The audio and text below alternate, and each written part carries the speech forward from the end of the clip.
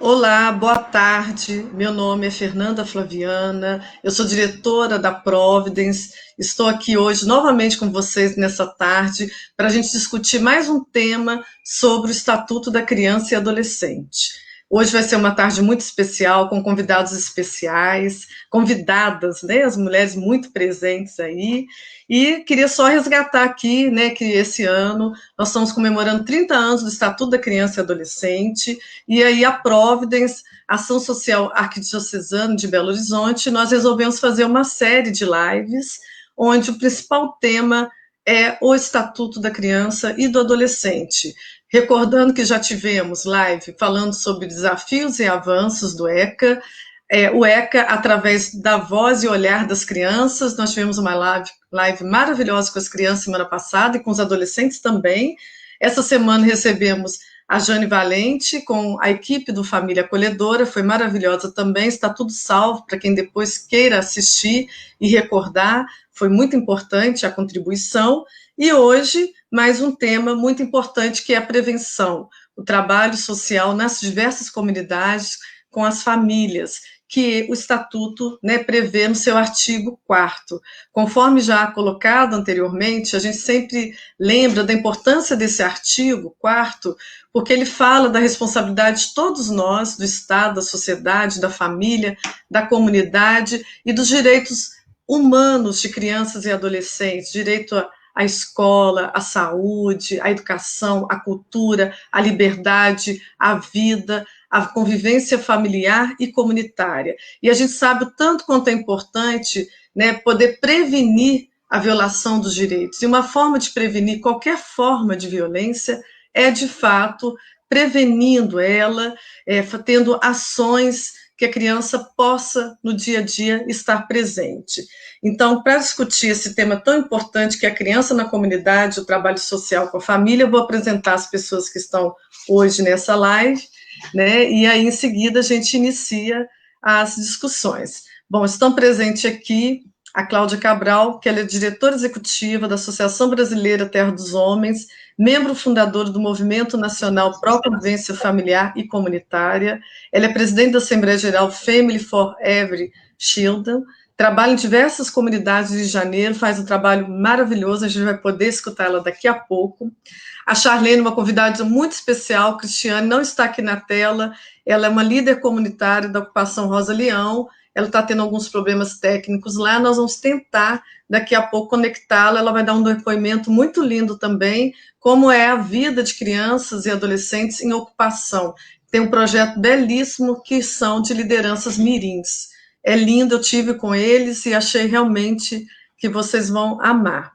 Estamos aqui também com a Cristina Lima, né, Januário, ela é assistente social, coordenadora do projeto Providência, Unidade Taquaril. A Unidade Taquaril, né, fica onde há infelizmente, uma concentração grande de pobreza, de pessoas vivendo abaixo da linha da pobreza. Ela vai falar um pouco das ocupações, das comunidades, do que essas crianças enfrentam, vai apresentar o projeto para nós. Obrigada a vocês também, todas, né? E depois nós vamos ter a Gilcilene Almeida, que é assistente social do Projeto Providência, da Unidade Vila Maria, e ela está aqui, ela faz parte do projeto Fortalecendo Vínculos, e vai falar um pouquinho para nós o que é esse projeto. E, em seguida, a Nara Murta, psicóloga do Projeto Providência, da Unidade Taquaril, que vai contar um caso, falar um pouco do Fortalecendo Vínculos. É uma dupla que trabalha aí nas comunidades, né? A Gil tem experiência no Taquaril, no Vila, a Nara tem experiência no aglomerado da Serra, na Unidade Fazendinha. Então, é isso aí, né? Dá boa tarde para todas vocês, mulheres poderosas. E eu queria falar um pouquinho, antes de passar a palavra para a Cláudia Cabral, ela é um fenômeno nacional da defesa dos direitos da criança e adolescente, é uma lutadora, ela ajudou na implantação desse estatuto, de fato, né, uma pessoa que produz muito, que escreve muito através das terras dos homens. Eu tenho aqui alguns livrinhos, Cláudia, olha, de eventos, né, a Cláudia foi uma das pessoas que ajudou na implantação né, do projeto, do programa na época Ser Família Acolhedora, ajudou a escrever vários cadernos de diagnóstico da criança, acompanhamento à família de origem em comunidades, família acolhedora, diversas obras. Então, é uma pessoa que tem, de fato, dado uma grande contribuição, para mim, uma referência. Muitas das coisas que eu sei e aprendi foi com ela. Nós nos conhecemos há mais de 20 anos, né? A gente estava lembrando disso. Quem não sei se lembra, o ciclo de debates latino-americanos que realizamos foi maravilhoso.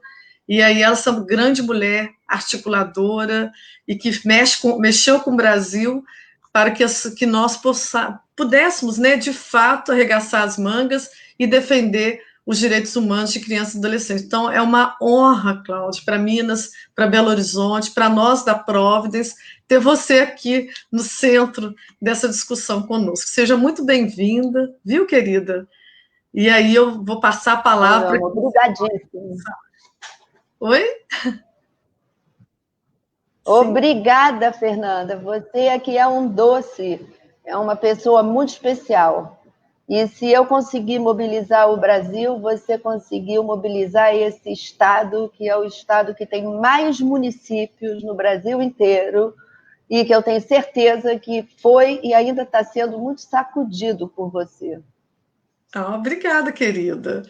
Então eu vou Você passar. e a Providence agora.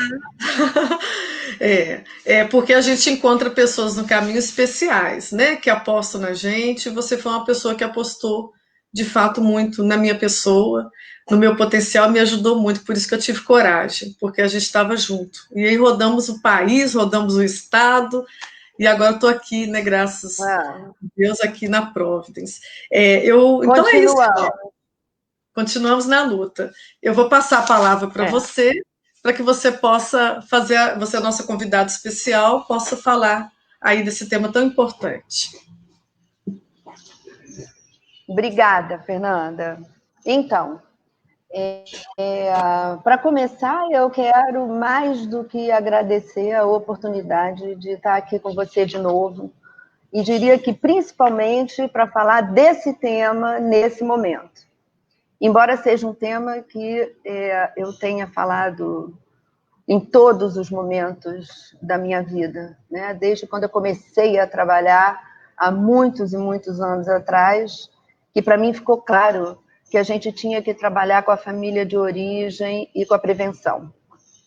Até porque o que sempre me tocou, desde o início da minha vida na área social, foram as crianças afastadas da família, porque eu comecei trabalhando naquele universo da FEEM, FEBEM, FUNABEM, criancinha pequenininha, de 0 a 3 anos, sendo separada das mães e dos pais e só podendo receber visita de 15 em 15 dias. Aquilo, né, eu estudando psicologia, mexeu comigo e eu militei minha vida toda, inclusive a Terra dos Homens. Pela convivência familiar e comunitária, exatamente para proteger as crianças que não têm um adulto que as proteja, ou prevenir que ela não tenha um adulto que a proteja, principalmente quanto menor a criança for. Então, assim, nós desenvolvemos trabalho de família acolhedora, muito trabalho, o acolhimento institucional, esse termo, acolhimento institucional e familiar. Eu me lembro direitinho, um dia, na hora que a gente estava escrevendo o Plano Nacional, eu numa sala com a Irene Risini, o Edivaldo, algumas pessoas aqui no Rio, pensando na terminologia que acabou hoje sendo super adotada, né? O termo acolhimento familiar institucional. E é uma coisa que a gente trabalhou a vida toda. E eu sempre defendendo a reintegração à família de origem, o fortalecimento da família de origem, a volta para a família de origem. E aí chegou uma hora que eu falei, gente, nós estamos falando de convivência familiar e comunitária. Saber entrar numa família, a gente sabe, a gente estudou psicologia, terapia familiar, adaptamos a parte da reintegração, todo o trabalho de volta para casa. Mas e entrar naquela comunidade que, de alguma forma, promove separações, promove desagregação familiar? Aí a gente estava trabalhando no universo de crianças em situação de rua, no Rio de Janeiro, quando a gente fez um levantamento e a gente descobriu que na Baixada Fluminense, no Rio de Janeiro, vinham 40% das crianças nas ruas do Rio vinham da Baixada Fluminense.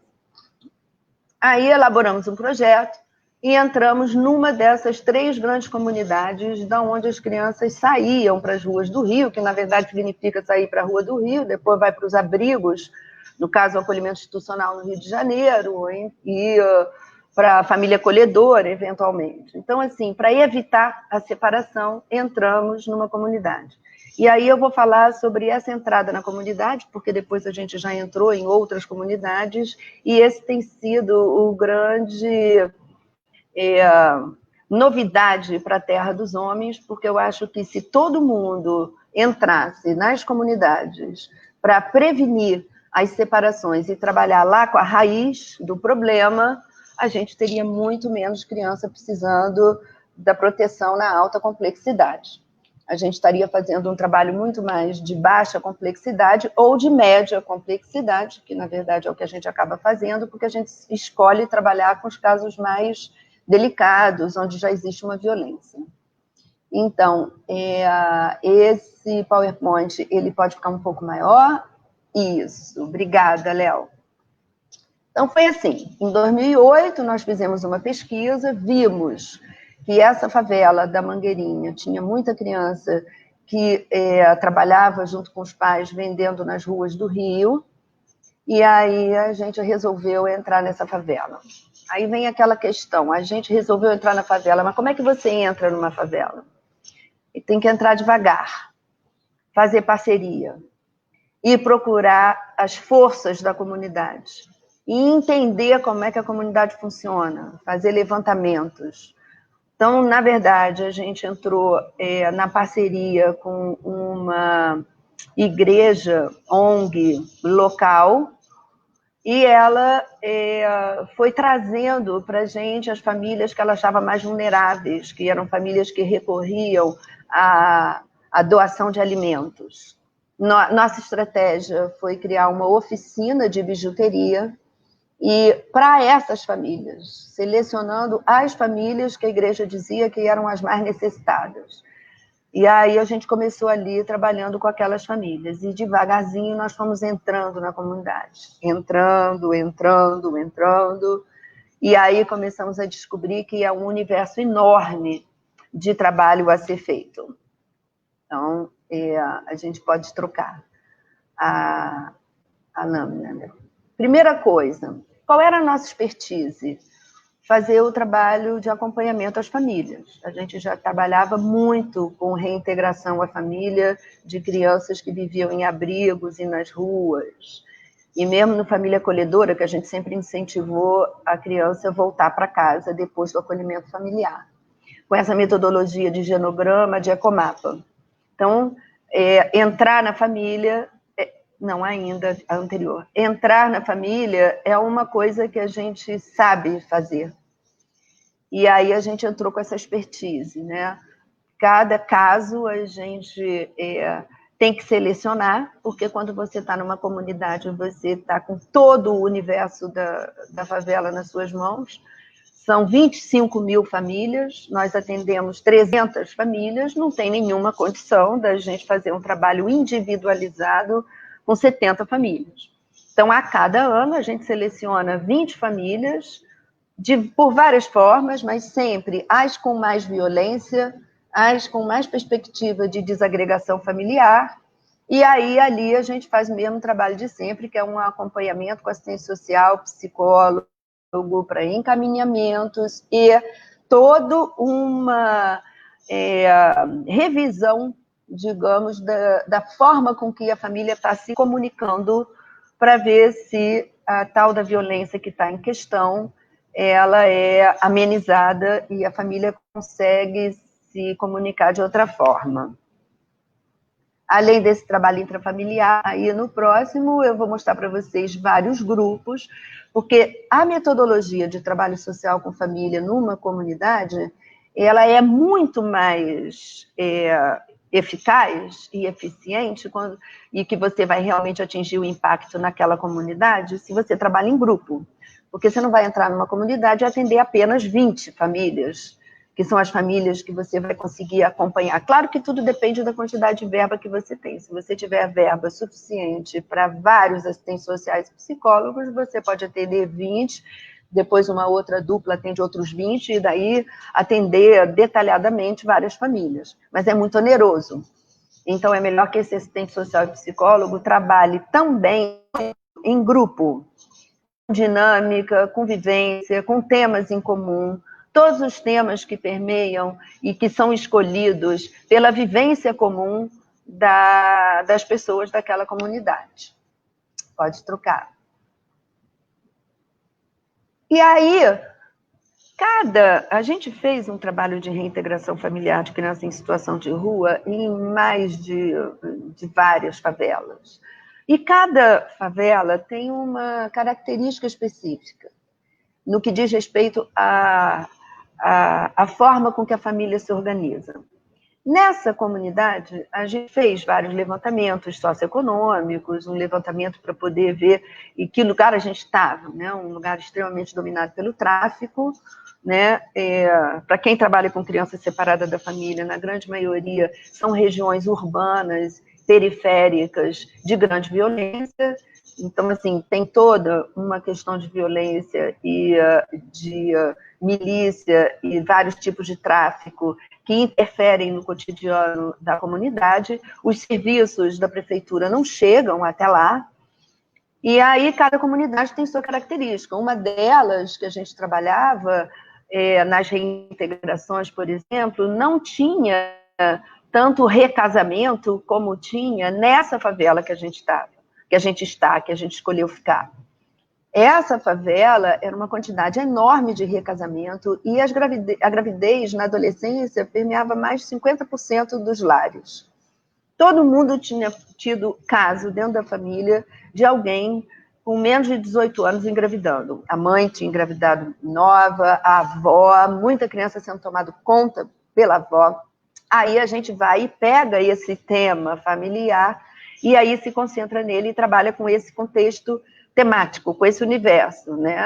Então, a gente, já há mais de 4, 5 anos, a gente tem esse grupo de gestantes, onde a gente trabalha tentando prevenir, né, toda a questão da primeira infância, da paternidade e da maternidade consciente, protetora, e fazendo pesquisas e levantamentos junto com eles, com parceria com a universidade, dentro do projeto, e a demanda, ela é mais do que espontânea.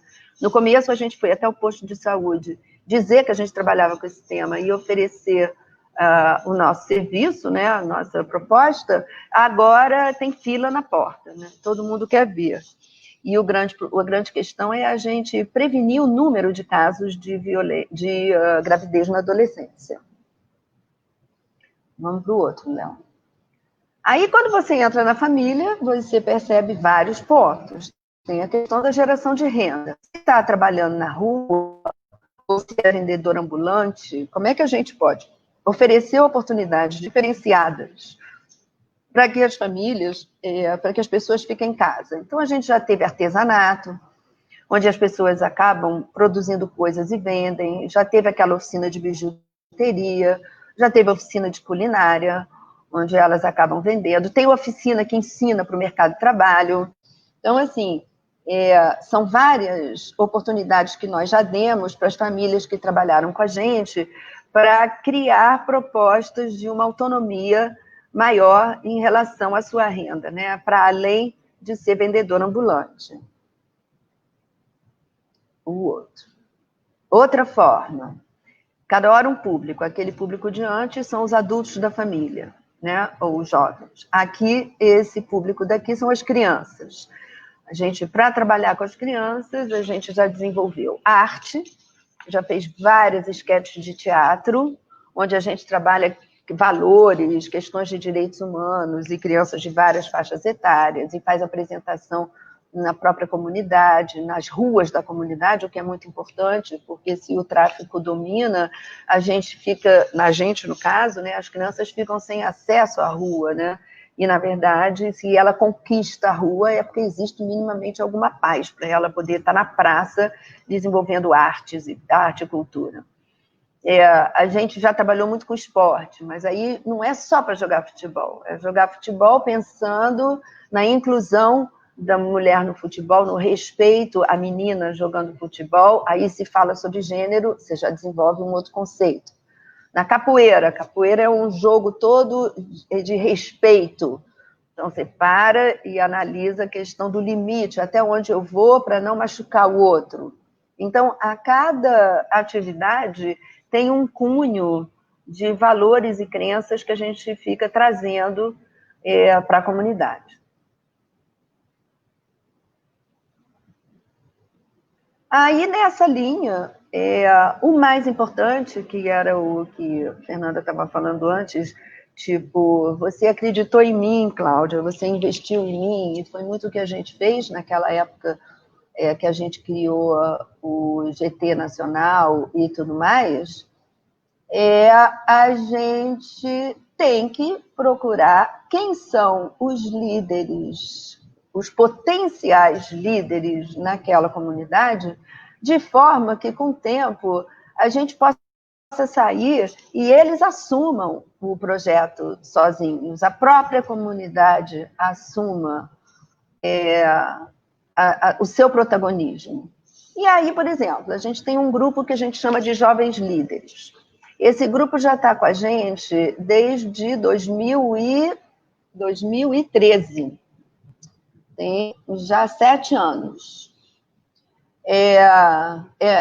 Tem mudança. Tem um jovem que está com a gente desde o início, esse tempo todo, há 7 anos. Tem outros que entraram há 4 anos, outros entraram há 3. E a gente capacita esses meninos que têm um potencial de liderança no sentido de adquirirem conhecimento, adquirirem informação e repassarem essa informação por meio da arte e da cultura. Então, eles fazem rap de música, através de poesia, e aí saem dançando nas escolas ou nos eventos, falando, por exemplo, sobre o dia 18 de maio, que é o dia da exploração sexual. Eles fazem teatro. Aí o teatro pode ser sobre meio ambiente, pode ser sobre a questão da violência dentro da família, pode ser sobre a gravidez na adolescência. E aí a gente faz convênio com as escolas e os próprios adolescentes vão para a escola apresentar sua esquete, com todo um processo de diálogo com os alunos daquela escola. Eles fazem pesquisa na comunidade, eles saem rodando a comunidade, perguntam quais são as maiores demandas, e aí escolhem quais são os temas que vão lançar no jornalzinho, que é aquele que está ali. E aí eles pegam os temas prioritários, fazem pesquisa e escrevem um jornalzinho comunitário.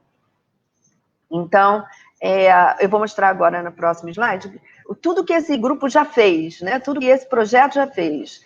Nessa articulação com as escolas, a gente já fez peça de teatro sobre meio ambiente e violência sexual. E eu me lembro que a professora da escola ligou para a gente dizendo que os alunos pararam de jogar lixo no chão depois que a gente rodou com a peça lá dentro. Teve, em 2015, um trabalho maravilhoso de articulação com a prefeitura, onde os meninos os adolescentes fizeram pesquisa na comunidade, fizeram um abaixo-assinado, porque eles queriam uma pista de skate, e eles não podiam ter pista de skate porque era beco, e tinha o tráfico, e tinha tudo. Então, eles conquistaram um espaço numa escola municipal para durante o fim de semana, para eles poderem andar de skate. E isso foi uma conquista deles em articulação com a Secretaria da Juventude, a Secretaria de Esportes e a Secretaria de Educação. E eles participaram da relação com o secretário. Em 2016, a gente fez uma exposição de fotos sobre racismo. Eles rodaram a comunidade tirando foto e questionando, e fizeram depois uma exposição, tanto no Alto do Morro, numa parceria que a gente tinha, que normalmente o Alto do Morro é sempre mais difícil, e embaixo no nosso espaço físico, na casa que a gente tem. Fizeram música sobre esse 18 de maio, como eu já falei, e saíram em alguns eventos cantando esse rap que falava sobre isso, em alguns panfletos e distribuindo. fizeram aquela pesquisa do jornalzinho sobre vários temas, como eu falei, e agora, na época da pandemia, eles ajudaram a criar materiais informativos e tags que a gente botou junto aos kits que a gente distribuiu sobre como se prevenir e como se cuidar durante a pandemia. Isso são exemplos de ações do grupo de líderes. E aí a gente não só tem adolescente e jovem líder, como adultos líderes. E esses adultos líderes, eles estão sendo mais ainda empoderados nesse momento agora da pandemia. A gente já tinha 3 grandes personagens e pessoas que ajudavam a gente no nosso projeto, e agora entraram mais 7 novos, e esses 7, eles estão sendo trabalhados pela nossa equipe psicossocial, e eles escolheram cada um 20 famílias, que estão sendo as suas famílias e os seus casos. E eles escolheram as famílias mais vulneráveis em relação a esse momento da pandemia. Então, são eles que vão distribuir o kit alimentar ou o kit de higiene. Agora, o kit não é um kit doação no sentido da apenas suprir aquela alimentação daquele momento. A gente dá kits que são, de alguma forma, instrumentos de conscientização, porque quando o agente comunitário vai à família levar um kit, ele tem algo mais para aprender, que é como realizar uma visita domiciliar, como olhar para aquela família, como perceber a saúde física, a saúde emocional daquela família, como perceber as necessidades concretas em termos de acesso a benefícios e a encaminhar aquelas famílias. Como encaminhar os casos mais graves para a própria equipe da Terra dos Homens, que consegue assessorá-los e ajudar nos casos mais difíceis de acompanhamento. Então, a gente está no auge desse processo de formação desses agentes de proteção, que a gente chama de agentes de proteção da Terra dos Homens, para poder ter um espectro maior de impacto no trabalho. E eu acho que é isso. É isso, e eu sei que a Providence tem muita coisa que provavelmente parecida.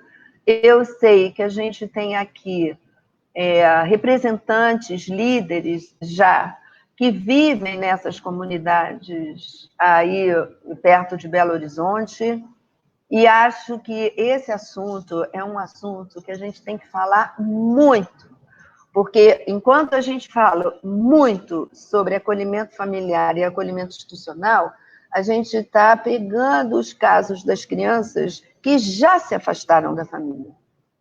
E realmente, quanto menos criança se afastar da família, menos sequela, menos dificuldade, menos problema, menos ônus emocional para a criança e para o adolescente, e financeiro para os programas, que são programas de um custo muito maior. A questão é a gente ter um impacto de capilaridade dentro dos lugares que, de alguma forma, estão impedindo essa convivência familiar saudável e promovem, de alguma forma, a desagregação. Então, eu acho, Fernanda, que o tempo todo que a gente rodou o Brasil falando sobre o Plano Nacional da Convivência, escrevendo aquelas orientações técnicas que até hoje são um norte fundamental na área da assistência social para o atendimento à criança separada da família, eu acho que você, com esse seu jeito especial de ser, pegou, né, a essência. Estou ouvindo um barulho. Você pegou o pulo do gato da tecla que a gente tem que continuar tocando o tempo todo. Prevenção, prevenção, prevenção, trabalho comunitário. E tem muita gente fazendo trabalho comunitário maravilhoso. Tem muita gente. Agora, nem todo mundo que faz trabalho comunitário maravilhoso já passou pelo que a gente passou, que foi lidar com as grandes instituições, com a separação, com o abandono, com a adoção, com família acolhedora, com acolhimento institucional. Nem todo mundo que trabalha lá nas comunidades tem essa experiência. Então, eu acho que a gente ter essa experiência completa é um trunfo muito grande para a gente poder continuar disseminando tudo que precisa em termos de convivência familiar e comunitária. Obrigada, gente. Vamos conversar agora. Ó, eu sou a que bate as palmas. Que bom, nossa, muito bom, Cláudia, te ouvir, ficaria aqui horas, né? Quando você fala, assim, essa questão, realmente, né? Quem viveu, quando cheguei em Belo Horizonte, cheguei no final da FEBEM, né? Tem gente aí, a Maria Helena tá acompanhando nós, né? Ela lembra dessa época, e assim, quantos avanços, né? Se a gente for parar para pensar, lá atrás, né? Quanto que a gente caminhou, e quanto caminhou a prevenção? Caminhou devagar, eu penso. Acho que ela tem que caminhar um pouquinho mais e que ela seja a prioridade para as crianças, porque é muito mais saudável, né? Quando a criança é retirada de uma família, a gente sabe que vão ficar sequelas. Já são comprovadas sequelas do acolhimento institucional, né, para uma criança. E também a questão do acolhimento familiar é maravilhoso, mas o melhor é que ela fique na família dela de origem. A gente sabe, né? Eu trabalhei com os arquivos da FEBEM, o quanto que as pessoas buscam pelo sangue, né? Que elas vão atrás da sua família de origem, elas querem saber de onde eu vim, por mais que difícil seja essa família, não é verdade? E é isso, eu queria agradecer muito, não é? E aí, olha, Cláudia, a Estela, lá da Colômbia, mandou um beijo para você, falou que está aí te assistindo. Que bom, que bom. São os nossos amigos da Family for Every Child. Família para todas as crianças. A Estela tem um trabalho com jovens líderes maravilhoso. Ó, Estela ela tem um já está trabalho convidada. de liderança. Com lideranças? Ela já está convidada. Ela tem um trabalho de liderança jovem, que fazem campanhas maravilhosas. Vou trazer a Estela aqui. No ano que vem nós vamos fazer um seminário internacional sobre isso. A Estela vai vir e vai falar da experiência dela, né, Estela? Se quiser, ótimo. E se quiser fazer em Minas, ó, nós topamos. Ou a gente vai até lá no Rio, né? Que vai ser maravilhoso. Te conheço. E aí, Cláudia, te falar também que a Eliana, nossa amiga Rodrigues, também está aí, mandando beijo para você, lá da Bahia, maravilhosa. Né? Nossa, a Eliana podia estar maravilhosa. Pois maravilhosa, linda. Tintim, Eliana, ela lá com o copinho dela ali. Olha lá, você viu, Tintim? Ó, Tintim, Eliana. Rodamos o Brasil juntas. Maravilhosa. Já falei, convidei ela para uma live para falar sobre criança e adolescente em situação de rua. E aí queria agradecer as presenças aí, muita gente assistindo. Cláudia é uma pessoa muito especial mesmo, muito querida no Brasil, aqui em Minas, em Belo Horizonte. Agradecer a Cleusa e a Flávia, que são também coordenadoras do Projeto Providência, que estão ali, a Kênia do RH, cumprimento ela, né, e todo mundo da Providência que está ali, as pessoas, alunos, outras pessoas, a Sandra Freitas da PUC Minas, não posso deixar nunca de agradecer, Sandra, é uma honra também você aí, todo mundo do Projeto Providência e da Providence, e da Terra dos Homens e do Brasil que estejam aí. Muito obrigada pela presença de todo mundo. Bom, foi maravilhoso. A minha amiga Charlene chegou, querida, queridíssima. Então eu vou, né? Charlene chegou chegando, Mulheres Poderosas na tela. Ela estava dando uma entrevista e que bom que chegou. E aí, assim, Charlene, a segunda seria você. Você já gostaria ou você acha que a gente pode ser você mesmo falar agora um pouco da sua experiência na ocupação Rosa Leão? Né, o Isidoro, contar um pouquinho como é que as crianças vivem aí, os seus direitos, contar um pouquinho da sua comunidade. Pode ser? Então, a palavra é com você. Salve para todas as mulheres que estão aqui, né? Que bom estar aqui. Que lindas essas mulheres. Estou apaixonada, hein? Adorei escutar a Cláudia. Nossa, assim, eu fiquei até emocionada de ouvir, né? Porque, de fato, é o que a gente vivencia todo dia aqui na comunidade. Atrás tem o mapa da nossa comunidade, não sei se está dando para vocês verem, da ocupação Rosa Leão. Nós estamos aqui em Belo Horizonte, estamos quase 7 anos na luta por direito à moradia. Estamos tratando aqui de 4 grandes ocupações da região da Isidora, 9.000 famílias, 30.000 pessoas, um dos 7 maiores conflitos fundiários do mundo, e estamos aí nessa luta cotidiana, né? E quando eu achei muito interessante o que a Cláudia disse, né? Dessa questão de como entrar, saber entrar e procurar as referências territoriais, e levar o conhecimento, deixar o conhecimento para que dê continuidade, né?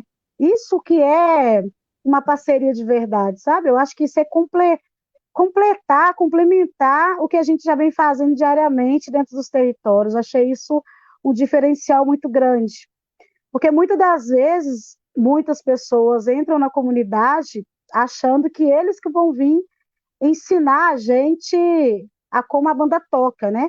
Não vem com aquele sentimento de eu vou ensinar, mas eu também eu quero aprender, sabe? Esse compartilhar experiência para se fortalecer e assim a gente conseguir salvar de fato as nossas crianças, os nossos adolescentes, os nossos jovens, a maioria das mulheres que são mães solos nos territórios, mãe que tem que lutar, trabalhar e cuidar de suas crianças, e aí acaba que não tem todo o tempo dedicado para essa formação que é necessária.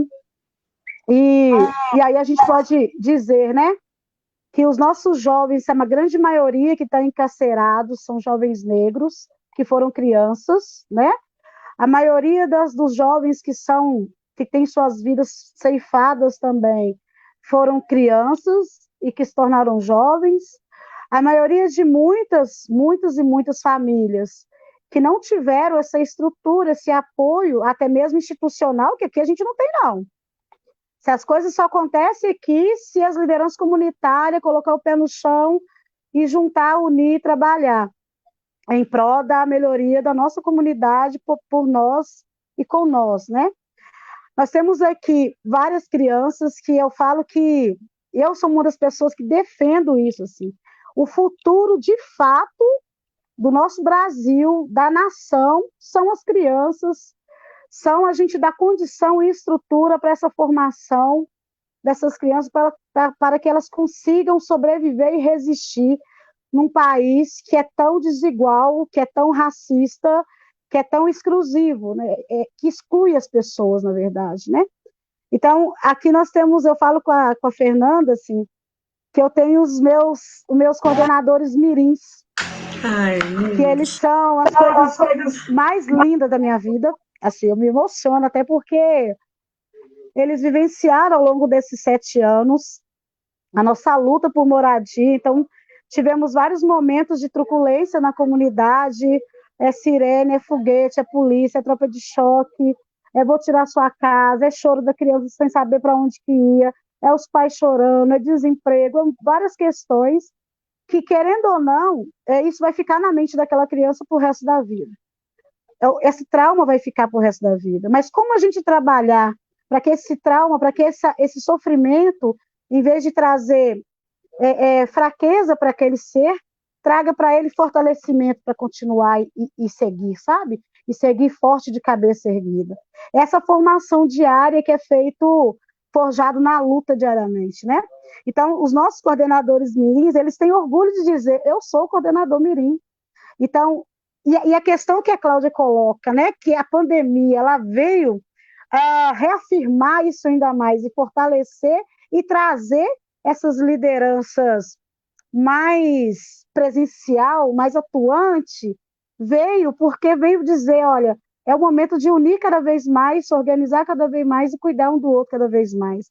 Então, os nossos próprios coordenadores mirins hoje aqui nesse período de pandemia, nas filas que a gente tem, né, na entrega de alimentos, na comunidade, porque nós temos muitas famílias passando fome de verdade na comunidade, a ponto de chegar às 3 horas da manhã para guardar uma senha para conseguir pegar uma cesta.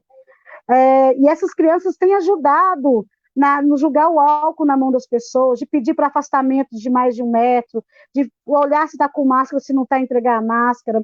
Essa formação ela é diária, é necessária, e se a gente focar, se tivesse apoio institucional, assim, falo dentro dos territórios, não só do Rosa Leão, não só da região da Isidora.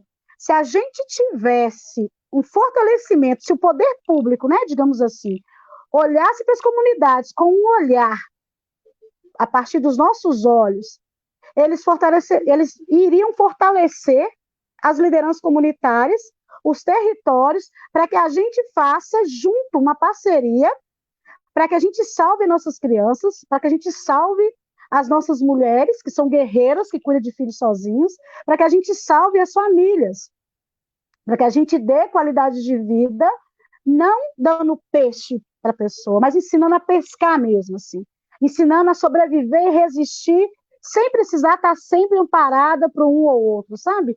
É dar essa autonomia de continuidade.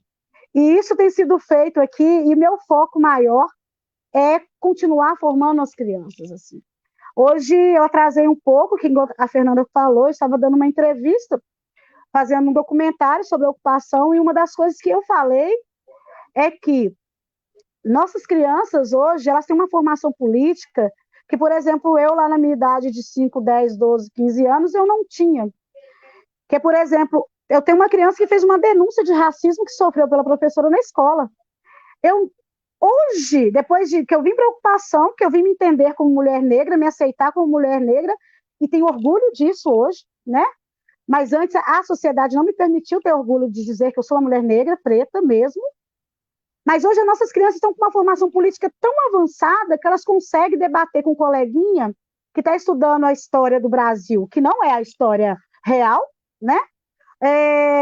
Que fala assim, ó, um menino mais claro fala para o outro que é negro, olha, você, cuidado, tá? Para você não voltar para o tronco novamente e tomar chicotada. E aí essa criança, ela fica muito fragilizada, fica triste naquele período, volta para casa, a gente conversa sobre essa questão, e aí a gente explica para eles, né? O nosso povo negro, eles nem sempre foram escravos, não. Nós temos reis e rainhas, que também somos frutos de ancestralidade de reis e rainhas. Então, quando falaste de vocês, assim, vamos debater, não vamos xingar, mas vamos debater dessa forma politizada, dizendo que você tem orgulho de ser negro, que o seu povo também é reis e rainhas, porque assim a gente consegue menos, que as nossas crianças sofram menos. Porque nós, como adultos, assim, eu vejo hoje, mais próximo das crianças, estou falando muito, quando tiver que parar, você me fala, Fernanda, que senão eu disparo. Eu vejo hoje que as nossas crianças, assim, elas sofrem muito dentro de casa, e muitas delas, os pais ou a mãe que tem que trabalhar o dia todo, e às vezes nem tem com quem deixar os filhos, não tem nem tempo para sentar e escutar e conversar com o seu filho o que acontece na escola. Então, talvez ele está sofrendo racismo, sofrendo bullying, sofrendo um monte de coisa na escola, e que os pais não conseguem descobrir por não ter tempo, isso é desumano, né? Por não ter condição de ter tempo para poder escutar o seu filho. Então, se a gente consegue, como liderança do território, fazer atividades com as crianças, e a gente, com o nosso olhar,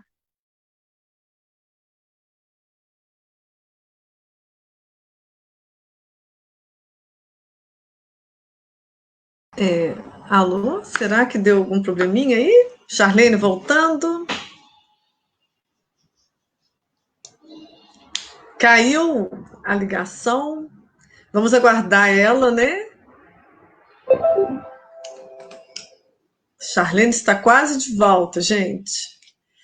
Bom, né? Eu vou falando um pouquinho quando ela retorna. Mas é uma mulher maravilhosa, né, Cláudia? O que você achou aí da Charlene, enquanto ela dá um tempinho para ela voltar? Eu fico emocionada de ver a força que existe nesse trabalho comunitário e a importância da gente, aquele empoderamento, dar poder ao outro, empowerment. Você tem que dar poder ao outro. A pessoa já é um poder. Se você ainda dá, o quanto que ela não pode fazer? Para quantas pessoas que estão ali? É de um impacto muito maior, é de um impacto preventivo fundamental no que diz respeito à violência. Muito bom poder estar com a Charlene aqui, muito bom. Sim. Quantas Charlenes que estão por aí porque a gente precisa botar o microfone? Hein, Charlene? Verdade. Parece que caiu a conexão, né? Eu não sei em qual parte eu parei aí, porque se deixar eu falo o dia todo, assim, porque depois que eu entendi que eu preciso falar mais de 33 anos, que eu fui silenciada, agora eu disparo e falo mesmo, ninguém mais me cala, assim.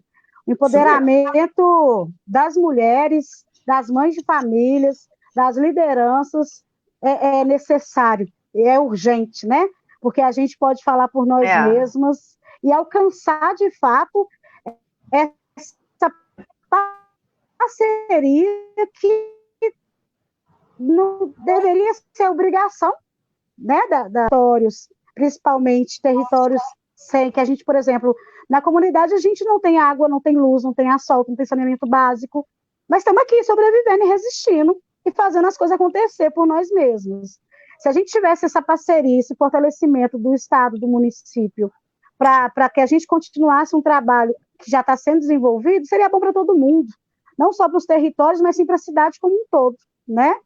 Porque seria pessoas formadas na luta com consciência e com consciência da necessidade do direito e com condição de se fortalecer e ter uma vida de qualidade. Então, é isso que a gente continua fazendo aqui na comunidade, com um sonho que um dia a gente possa dizer que estamos num Brasil, num país que é igual para todos, sem distinção de cor, raça, classe e etc. Né? E é isso, para isso que a gente luta.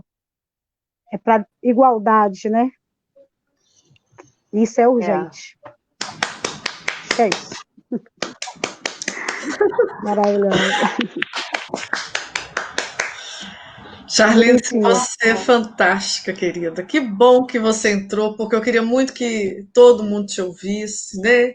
Porque você é uma mulher muito poderosa. Eu estive na comunidade, foi um presente para mim ver aquilo, assim, foi uma emoção muito grande, né? Quero voltar, com a pandemia fica mais complicado, mas a gente vê aquelas crianças líderes, né, natas, maravilhosas, você, são mulheres fortes, você, Paulinha, as outras, né, que fizeram das suas casas o CRAS, o posto de saúde, né, a escola, muitas vezes, o lugar de amparo, o acolhimento. Então, nós temos que ser muito gratos, né, a pessoas como você, que quando nós chegamos perto, a gente aprende o que é luta, o que é de verdade, né, uma pessoa forte. Então, é uma honra para mim ter você aqui do meu lado, você sabe disso. Gente, a Charlene é tão poderosa, ela está fazendo direito, né? Não sei se deu com continuidade aí, né? Mas ela faz direito na PUC, ela é muito chique, viu? Merece, vai ser uma grande advogada, advogada do povo, maravilhosa. Obrigada, maravilhosa. Mas é isso, né? É dizendo que a gente não é só escravo, né? A gente pode ser o que a gente quiser. E a gente vai ocupar todos os espaços com ou sem permissão dessa sociedade racista aí, porque passou da hora. Passou da hora da gente se fortalecer e dizer quem somos de verdade. Né, mulheres lindas? E é para isso que a gente está aí. É isso. Maravilhoso. Ah, que bom, Charlene. Agora, eu só queria acrescentar uma coisa. Claro. A gente precisa trabalhar com os homens também, muito. Porque se eles mudassem, a gente não ia estar precisando falar só de mulher, mulher poderosa. Eu acho que tem muita coisa que a gente precisa botar em termos de política pública para essa questão do masculino e do feminino ficar mais equilibrada dentro de todo mundo. Eu acho que é por aí. O mundo se criou com um masculino e um feminino que gerou muito dessa cultura que está posta e que a gente luta e fica falando muito no feminino, feminino, feminino, mas aonde é que está o feminino dentro do homem? Porque a gente vai lá, guerreira, levanta o nosso lado guerreiro, e cadê o lado doce deles, o lado do sentimento deles, o lado... É isso que a gente tem que despertar, a gente não pode esquecer. Muito bem, Cláudio, muito bem lembrado, porque realmente, né, os homens também Que bom que a gente agora está tendo na cena a presença masculina também. Isso é muito importante. Então, ressaltar aí a presença do Marcel, do Veaspan, do Ivan Ferreira, que é também do movimento, nosso colega lá da Providence, da Vanessa, também guerreira, nossa colega da Providence. E queria também deixar aqui meu cumprimento para a Elvira Concedei, que é uma lutadora do combate ao trabalho infantil aqui em Minas, em Belo Horizonte, né? Salvou muitas vidas aí. É uma honra ter você aí conosco, viu? A Dina está aí também na área. Só gente boa, bonitas e gente poderosa aí que defende os direitos da criança e adolescente. Alegria mesmo desse encontro. Então é isso. Eu vou passar para a gente ter momentos de debates também. Então eu vou passar agora para a Cris, que é do Taquaril, né, que trabalha no projeto Providência da Providence. E aí eu passo a palavra para que ela faça, né, sua reflexão aí, apresente para nós, seu trabalho. Boa tarde, é um prazer muito grande estar aqui com vocês. Obrigada, Fernanda, aí, pela oportunidade. Cláudia, estou assim, impactada com a sua fala da Charlene. Eu acho que realmente esse é um momento de luta, né, em prol das crianças e adolescentes. O trabalho comunitário realmente é muito importante nesse empoderamento, né, da comunidade. Então, assim, eu sou muito grata, realmente, assim, por estar participando com vocês desse momento. Então, gente, vou contar um pouquinho do projeto Providência, né, para vocês. E estamos aí, né? Qualquer coisa, vamos aí conversando. Então, bom, o projeto Providência, ele foi, né, fundado pelo Padre Mário. O Padre Mário, ele era um italiano, ele veio da Itália em 1960, ficou no Rio, posteriormente Pará, e veio para Belo Horizonte. Em Belo Horizonte, ele foi convidado pelo Dom Serafim para abrir uma obra social. Essa primeira obra ela aconteceu no Vila Maria, que era conhecido como Favela dos Caixotes, né? As famílias que lá, né, naquela época moravam, né, elas eram famílias que vieram de um ressentimento familiar devido às grandes enchentes que teve em Belo Horizonte, algumas famílias da Avenida dos Andradas, outras, né, chegaram, né, por meio da ocupação, e eram famílias muito vulneráveis. Muitas delas não tinham onde morar, foram confiadas casinhas de madeira. E aí, o Vila Maria teve vários nomes, Toca-Olho, Gorduras, né? E, por fim, ele também chegou no Taquaril. O Taquaril, ele chegou também a convite, né, do presidente da Regional Leste e de alguns agentes comunitários, algumas mulheres, né, da comunidade, pela necessidade também das crianças que estavam lá. Eu só vou fazer um breve ressalto que as crianças do Vila Madu, então, Favela dos Caixotes, eram crianças que iam para as ruas, né, e acabavam, eram conhecidas antigamente como sombradinhas, ou fazendo vendas, né, de pequenos, de balas e chicletes na rua. Então, o Padre Mário inicia sua primeira obra lá em 1980, posteriormente, em 94, vai para o Taquaril. No Taquaril também é uma área onde teve uma parte que foi doada, né, vamos dizer, pelo prefeito da época, e a outra parte também veio de uma ocupação, viu, Charlene, se identifica aí muito, né, com o perfil das comunidades. E lá estava tendo também uma grande mortandade das crianças, né, então entra também o Fundo Cristão, pesagem das crianças, acompanhamento. E a terceira unidade, que também, né, com todos os seus problemas sociais, que é a unidade Fazendinha no ano de 2000. O projeto Providência, né, se estima que ele já atendeu mais de 40 mil pessoas, tá, gente? Hoje, os nossos dados hoje atualizados, né, do último de janeiro até agora em julho, nós já fizemos 1.453 atendimentos e já temos 1.453, atendidos, e já fizemos mais de 36 mil atendimentos no nosso último levantamento agora em junho. O projeto Providência, ele atende, né, nas 3 comunidades, né, está nas 3 regionais, na leste, né, que é a unidade Taquaril, Nordeste, Vila Maria, e no Centro-Sul, que é a unidade Fazendinha na Serra.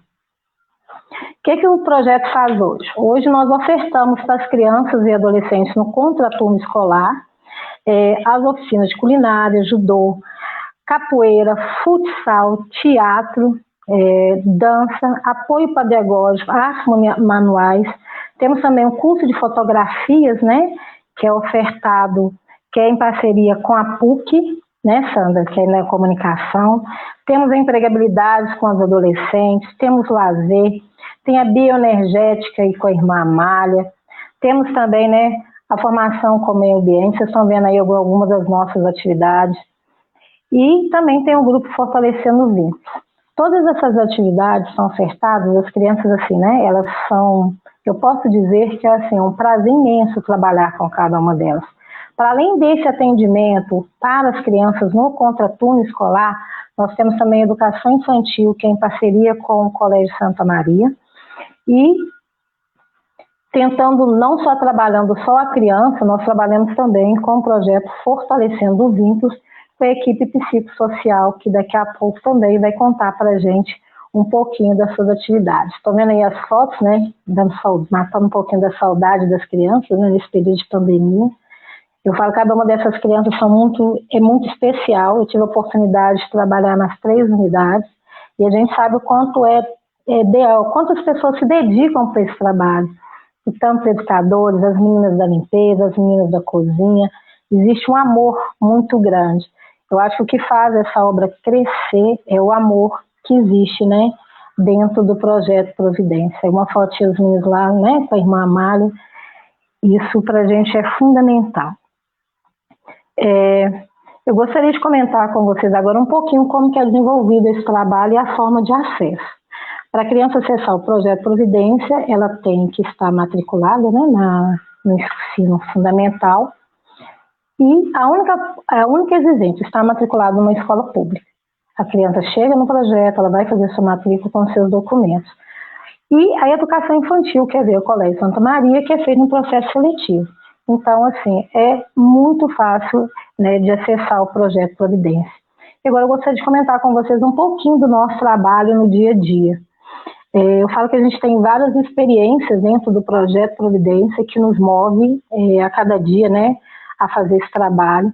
Lá no Vila a gente tem a Flávia, no Fazendinha, né, a gente tem a Cleusa, que são grandes referências também, né, quanto coordenadores na unidade e na comunidade local.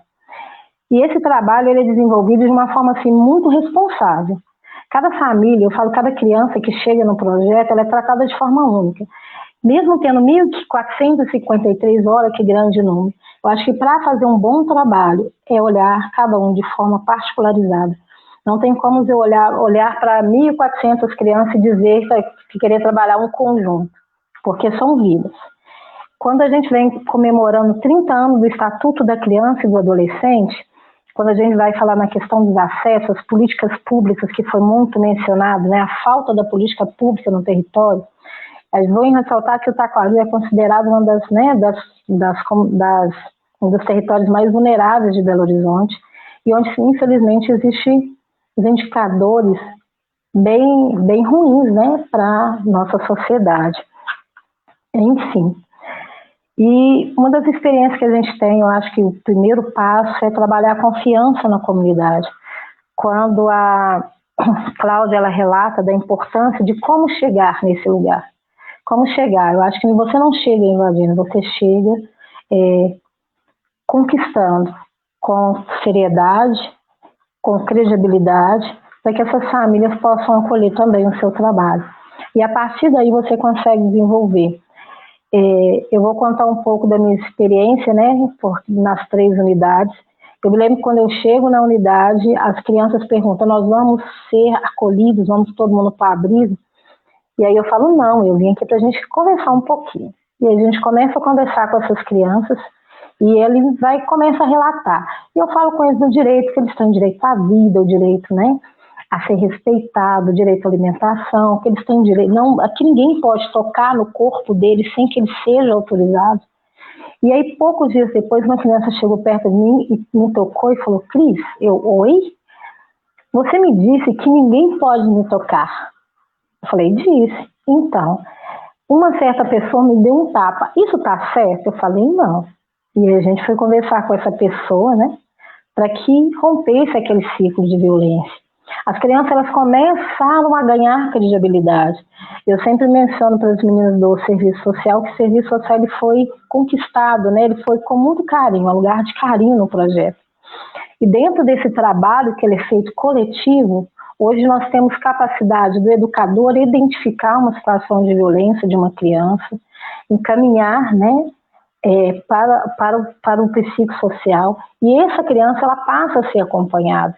Então, para mais de uma atividade esportiva, por uma atividade de apoio pedagógico, essa criança também ela é acompanhada juntamente com a sua família.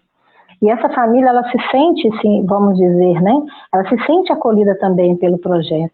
Então, é uma história de gratidão. E romper com ciclos de violência é um desafio. Uma vez que, quando uma pessoa está num ciclo de violência, ela não é culpada. Ela vive ali, né, um momento de, vamos dizer assim, também de violação de direito. Porque quando você vai trabalhar com aquela família, você percebe que aquela violação, ela não chegou, ela já estava presente naquela família. Então, como chegar nessa família? O primeiro passo é respeitar a história dela, cuidar dessa família com cuidado, dar atenção para ela, cumprir o nosso ponto de meta, né? Colocar ali a criança no centro, a família no centro, praticar a empatia dessa pessoa, para que ela possa se sentir acolhida e confortável em viver. E nesse momento, quando você faz esse trabalho com essa família, que promove para ela esse direito dela ser ouvida, e que naquele momento ela é única, isso faz com que ela rompa naturalmente alguns ciclos, não só de violência. Você consegue trabalhar com o protagonismo dessa família, onde ela se sente, né, uma cidadã de direito, onde ela consegue dar um passo a mais. E quando você vai rompendo com esse ciclo, você está dizendo, olha, eu consigo, eu posso. Alguns passeios que a gente faz, né, vai fazendo com as crianças dentro do projeto, a gente percebe as falas, né? Eu acho que é importante olhar e as falas, elas dizem, nossa, mas que lugar bonito, eu posso entrar nesse lugar, né? Então, assim, eu acho que esse momento mesmo de cuidar, mostrar que todos têm direito. Eu vou rapidinho aqui só mencionar um fato de um trabalho muito legal que foi feito de uma criança que ela conseguiu ela se sentiu tão empoderada dela mesma que ela conseguiu romper com o ciclo de violência na casa dela. Era um grupo de 3 crianças, né, pequenas, e elas tinham vindo de um acolhimento institucional, então eles estavam fazendo, né, recepção familiar, e elas estavam vivenciando novamente um ciclo de violência dentro de casa. E o medo de contar, e o medo de dizer, e voltar novamente para o acolhimento. Esse trabalho foi feito com muito cuidado, e ali a gente potencializou uma das crianças, ela percebeu que ela conseguia, né, dizer, ela conseguiu se sentir, vamos dizer, segura, e nós conseguimos fazer um trabalho com esse pai, com essa família, que essa criança ela não voltou para o acolhimento, e essa família foi fortalecida, e hoje essas crianças estão com a mãe. Se a gente for dizer, né, alguns, vamos dizer, exemplos, a gente vai citar vários, eu vou deixar isso um pouquinho com as meninas do social, mas enfim, para a gente é um prazer, né, estar aqui, poder dizer um pouco. Acho que eu fui um pouquinho rápida para contar a história do projeto, mas desde já eu agradeço, viu, Fernanda, por tudo. E assim, eu acho que esse é o nosso papel, lutar. Toda criança tem direito à vida, e quando a gente fala da fome, a gente sabe que ela está presente no território, quando fala da violência, ela é presente, quando fala do preconceito, ele é presente, mas o mais importante nesse momento é a luta, é a resistência que nós temos que ter em prol não só das nossas crianças, mas dessas famílias que estão no território, porque nós estamos falando de vidas. Muito obrigada, Cris. É isso aí, né? A Cris, ela faz um trabalho lindo, né? Assim, ela é uma grande assistente social também. E assim, né? São vários casos que a gente podia contar e dizer para todo mundo que está assistindo que trabalho social com família tem início, meio e fim. Então, não é um processo tão simples assim, né? Quando ela fala dessa família, que são muito numerosas, né? Que vivia, né? Tem um caso que vivia em situação de rua, foi retirado, foi todo um processo de usuário de crack, né? E de sucesso, né? Hoje eu pude visitar a família no final do ano, vocês vão ver um vídeo no final muito bacana, mostrando todo o trabalho de acompanhamento familiar.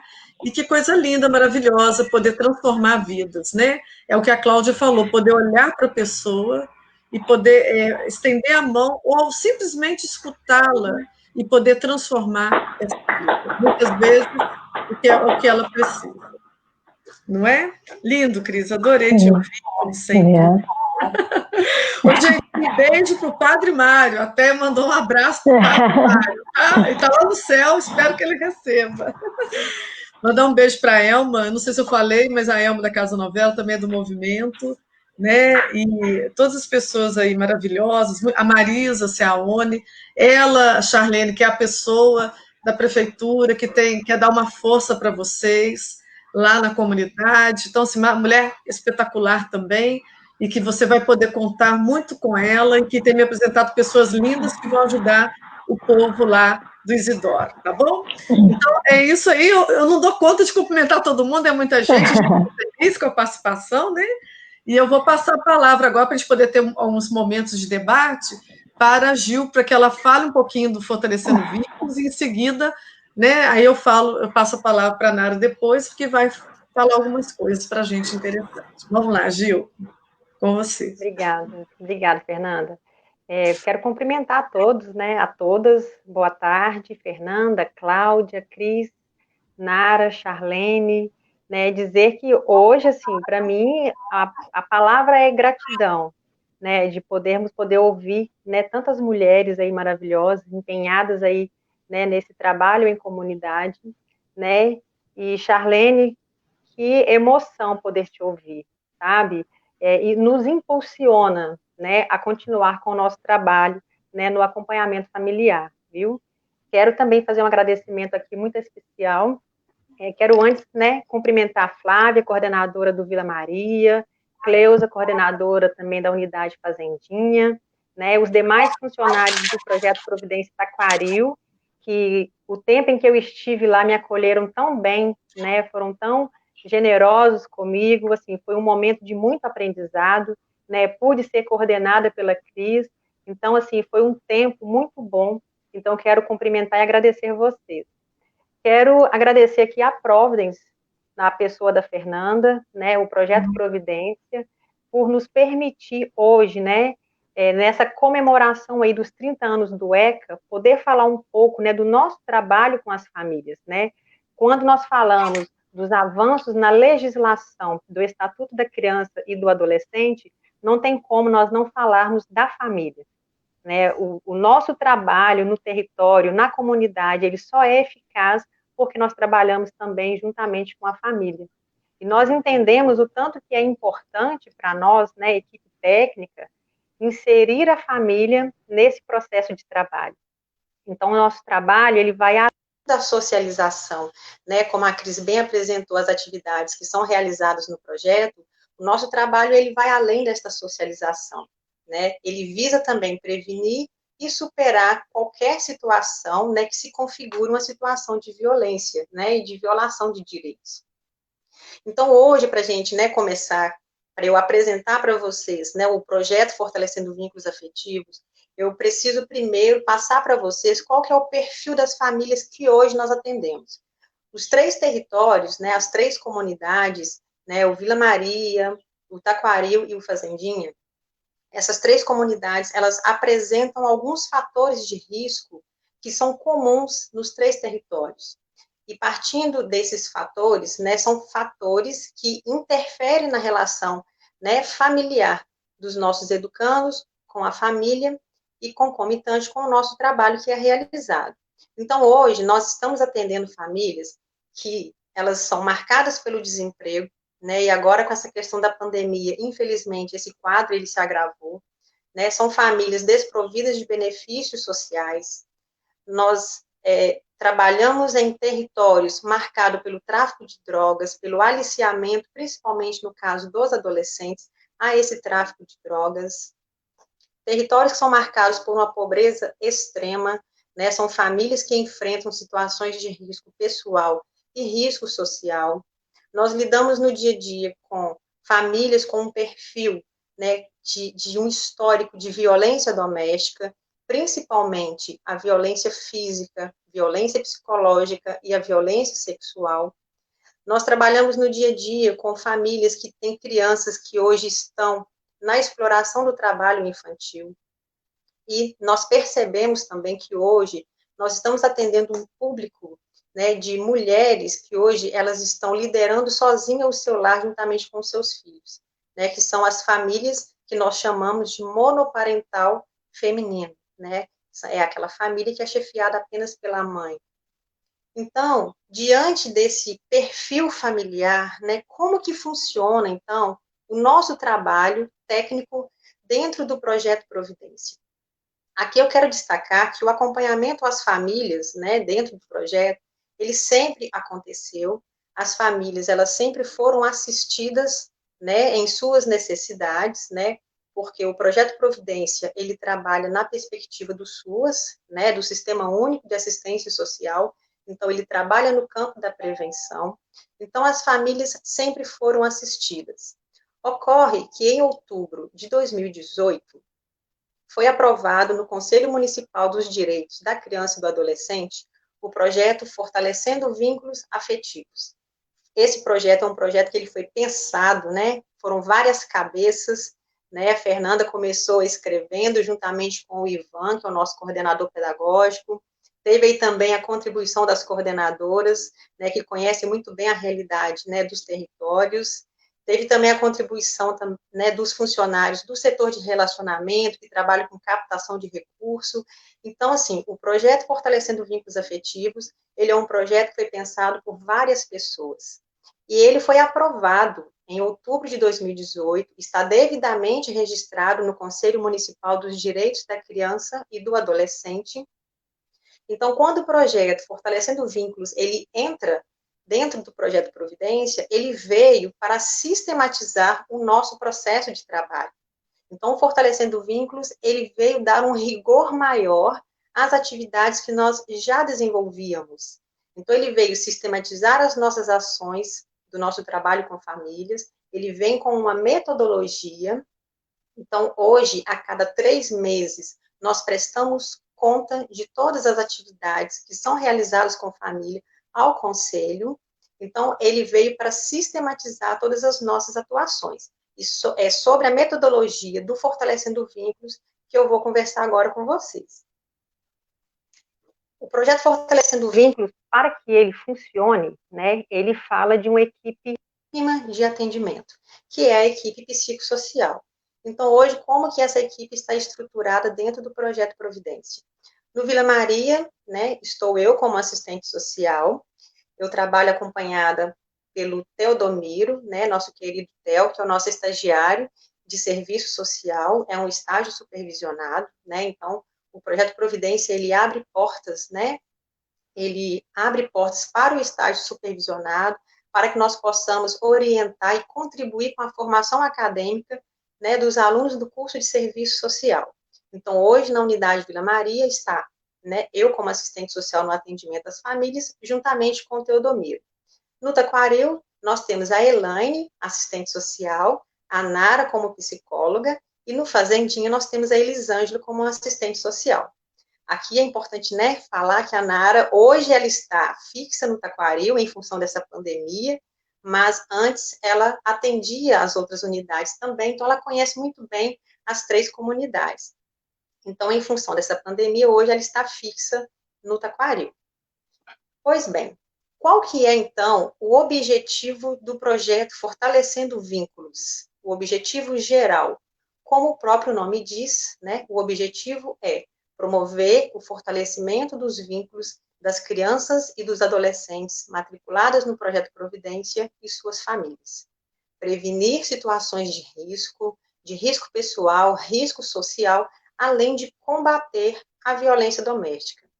E para que nós possamos alcançar esse objetivo geral, nós entendemos que é preciso compreender o entorno, né, o contexto social onde essa criança e esse adolescente ele está inserido, que contexto familiar esse educando ele está inserido, e a partir daí nós temos como, juntamente com a família, traçar ações de intervenção, que possa, de fato, né, fazer com que essa família, que hoje, ela possivelmente, né, ela traz aí uma violação, fazer com que essas ações tire essa família deste lugar e a coloque num lugar de proteção. E aqui eu faço, né, uma ressalva, porque quando nós falamos que o nosso objetivo, né, é combater a violência, em momento algum nós queremos, né, dizer que a nossa intenção é tirar da família o dever do cuidado e a responsabilidade de garantir os direitos das suas crianças e adolescentes. Nós estamos propondo um trabalho conjunto com essa família, principalmente porque a Constituição Federal de 88, né, no artigo 227, ela vem falar do dever da família. É dever da família, da sociedade, do Estado, assegurar com absoluta prioridade a garantia de todos os direitos da criança e do adolescente.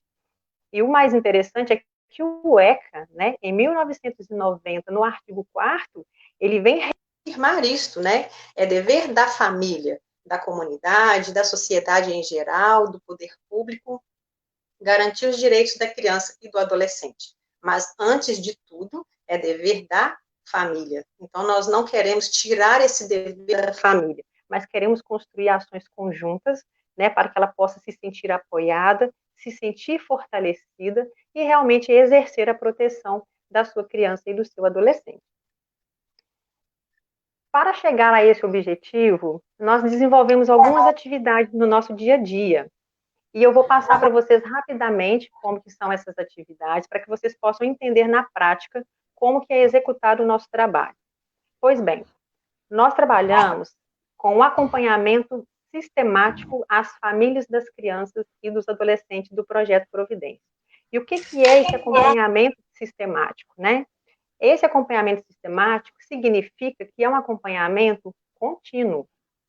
É um acompanhamento que nós iremos realizar enquanto durar a violação. Quando esta família supera, né, essa situação de violação, essa situação de negligência ou de vulnerabilidade que a colocou neste acompanhamento sistemático, então nós colocamos essa família em monitoramento, entendendo que ela deixou de ser uma família violadora. E esta família estando em monitoramento, significa que nós vamos continuar com um olhar todo especial para essa família.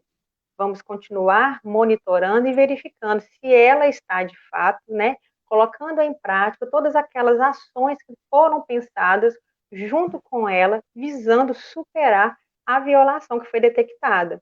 Está levando a sua criança no acompanhamento psicológico? A criança saiu, né, da exploração do trabalho infantil, voltou para a escola, então esse é o monitoramento que nós vamos fazendo.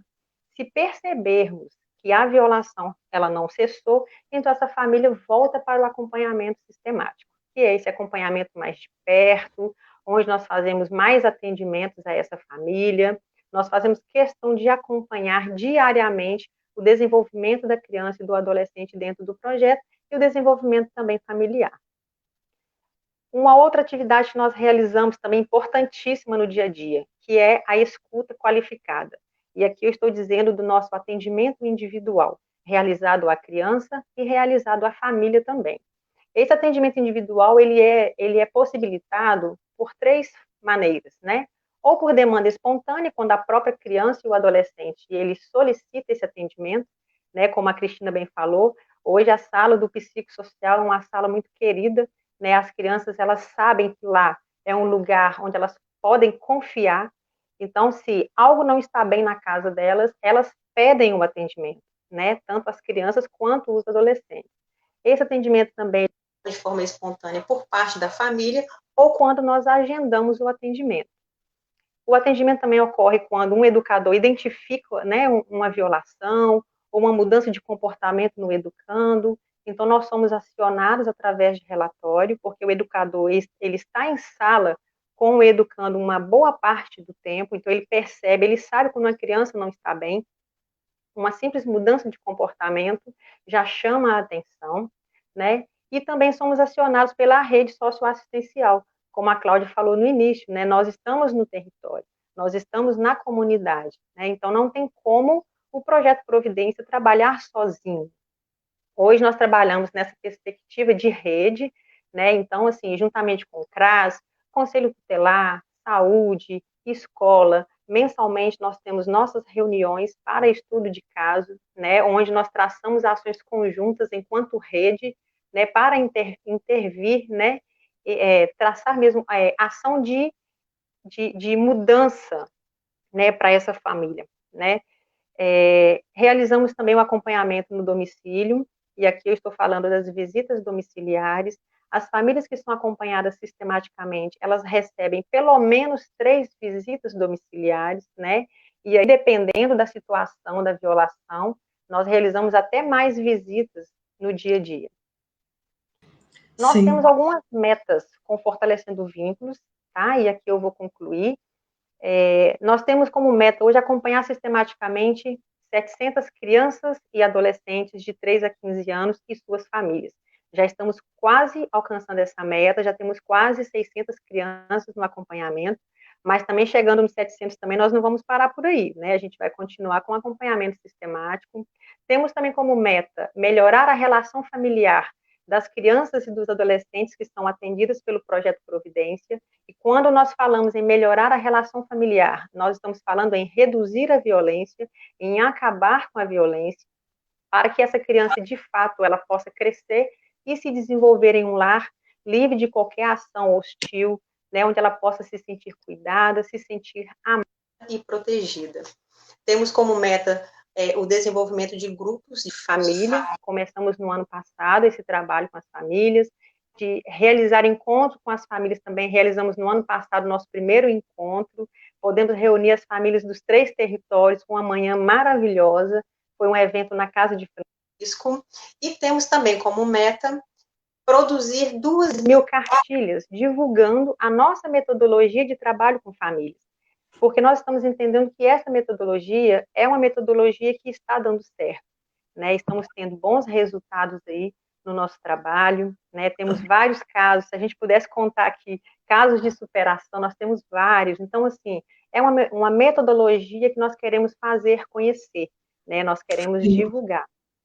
E, só para finalizar, eu quero deixar aqui registrado que o nosso atendimento hoje nas unidades, né, devido à pandemia, nós estamos atendendo em plantão, né, toda segunda, quarta e sexta-feira, nas 3 unidades, tem um plantão com assistente social, de 9 às 15 horas.